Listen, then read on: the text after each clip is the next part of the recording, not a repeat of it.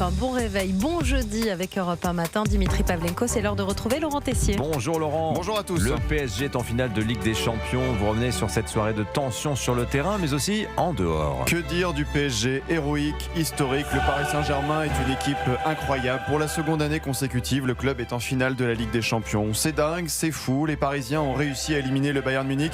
Le PSG est intouchable, invincible. On ne se lasse pas des commentaires de Paul Choucriel hier soir sur Canal+. Monsieur Pinero qui va siffler, c'est terminé, c'est terminé. Le PSG est au rendez-vous de son rêve. Le PSG affrontera en finale le club anglais d'Arsenal le samedi 30 mai. Il pourrait, en cas de victoire, devenir le club français le plus titré avec 2 sacres en Ligue des Champions. Et comment ne pas penser à Kylian Mbappé, lui qui a quitté le Paris Saint-Germain, qui avait sorti cette phrase historique en conférence de presse en mars 2023. Je pense que si je liais mon avenir à la Ligue des Champions, et je manque pas de respect au club, je serais parti très loin. Donc, Résultat, l'an dernier, Paris a gagné la Ligue des Champions sans lui et le club joue une nouvelle finale cette saison sans lui. Une soirée de tension sur le terrain, mais aussi comme d'habitude en dehors. J'aurais voulu vous parler uniquement de la joie des supporters parisiens, car il y a les vrais supporters qui vivent pour leur club, mais il y a aussi d'autres énergumènes. Avant la fin du match, la police a dû disperser des individus près du Parc des Princes, plusieurs jets de projectiles, de tirs de mortier contre les forces de l'ordre.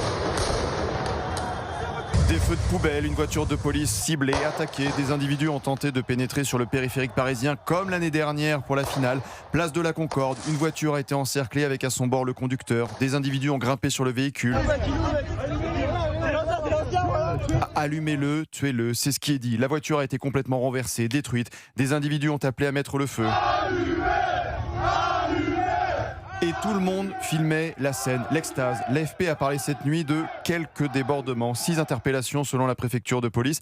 Mais je sais que certains confrères vont aujourd'hui minimiser, éviter le sujet alors qu'on ne doit pas s'habituer à ces violences. À chaque fois, c'est la même histoire avec le football, le scénario se répète. Des individus viennent semer le chaos, casser, brûler, certains arrivent cagoulés. Alors courage à nos policiers. La finale, c'est le samedi 30 mai à 18h. La soirée risque d'être très longue. Encore une épreuve après les violences de l'an dernier à Paris. Des énergumènes qui se feront un malin plaisir à filmer comme hier soir. Il recule, c'est pas le train. C'est mon cousin. C'est mon cousin. Enculé. Cousin, enculé, il n'y a plus aucun respect, aucune crainte de l'autorité. Ils se sentent intouchables. Hier soir, c'était un avant-goût du 30 mai. Quelle est la réalité aujourd'hui ? La France des honnêtes gens n'a plus envie de fêter une victoire de football dans la rue. La France des honnêtes gens préfère rester à la maison, dans un appartement avec la famille, les amis, les enfants en sécurité. Des abrutis ne savent plus faire la fête sans casser. Voilà encore la réalité. Alors, le match était quand même digne d'être célébré, de qu'on finisse dessus, malgré tout, mon cher. Sur la qualification du PSG, bravo aux Parisiens. Non mais vous avez raison, il ne faut pas s'habituer à ce qu'on a vu hier par endroits et pas le minimiser, surtout c'est important. On en parlera avec Laurent Nunez, ministre de l'Intérieur. Je vous rappelle, il sera l'invité de Laurence Ferrari tout à l'heure à 8h10. Merci beaucoup Laurent Tessier.